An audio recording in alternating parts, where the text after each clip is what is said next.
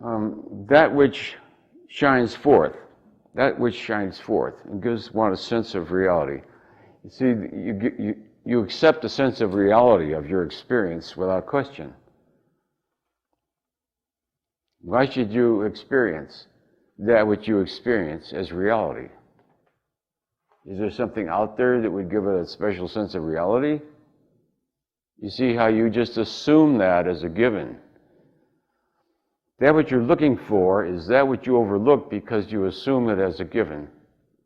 That which you assume as a given is exactly that which you're trying to find.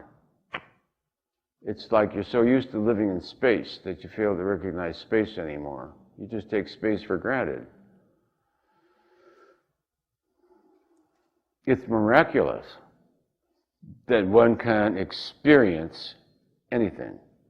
It's miraculous to have the capacity to experience. Does a rock experience? To be conscious, to be aware, to experience one's own existence is already a rather incredible event. But we take it for granted. But once one grasps the significance of that, you realize to exist and be aware that you exist is miraculous.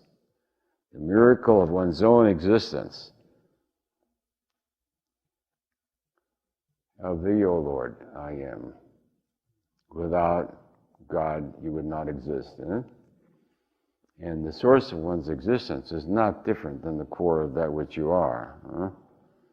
So the soul cannot be not God. It can only be part and parcel of all that exists in a particular expression.